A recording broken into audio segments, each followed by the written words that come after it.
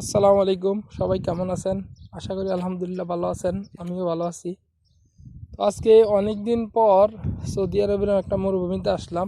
অবশ্য মরুভূমিতে এখানে একটা আমাদের গাড়ির ওয়ার্কশপ আছে। এই যে এটা আমাদের গাড়ির ওয়ার্কশপ। এই যে দেখেন কত ভাঙাচুরা গাড়ি পড়ে আছে এখানে। আর এই যে গাড়িগুলো যে কবে রাখছে তার তো কোনো ঠিকই নাই। দেখেন অর্ধেক মাটির নিচে চলে গেছে। এই যে আরো গাড়ি।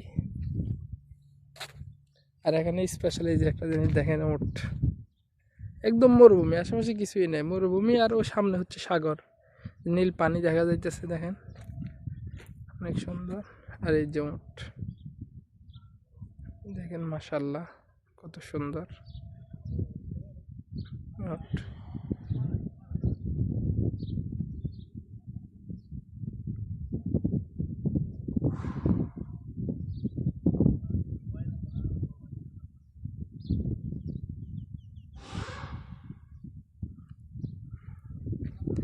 বাড়িগুলো দেখছেন কি স্বচ্ছ বালি।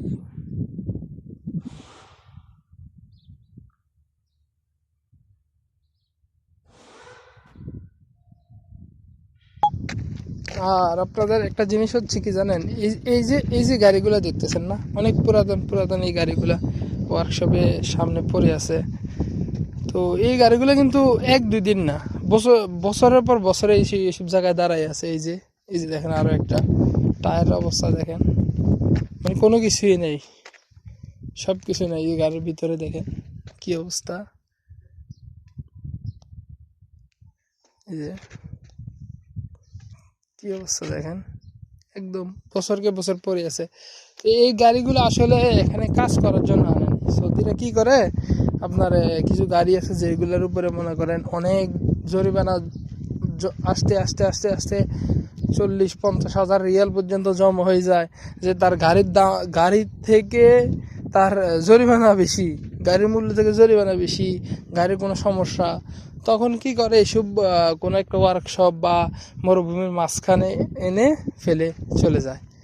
কারণ হচ্ছে এই গাড়ি ও সাথে যদি কখনো পুলিশ তাকে ধরে, তো সৌদি আরবে তো না, আপনার নর্মালি পুলিশ ধরলে তারা তাড়াতাড়ি, দেশের লোক তেমন একটা সমস্যা হয় না, তারপরেও যদি কখনো ধরে তাইলে তার সমস্যা হতে পারে।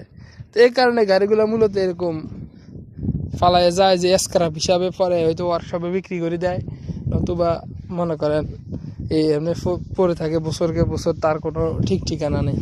দেখেন আশেপাশে সব মরুভূমি। আর এই যে এইটা আমাদের কোম্পানির গাড়ি, এটা টক্সের একটা গাড়ি, অ্যাক্সিডেন্ট হয়েছিল আরও সম্ভবত বছর 2 আগে। দেখেন গাড়ি কিছুই রাখে নাই। আর এই দেশে অ্যাক্সিডেন্ট হওয়ার পর তো গাড়ির কিছুই থাকে না, দেখেন কিছুই নেই, একদম শেষ,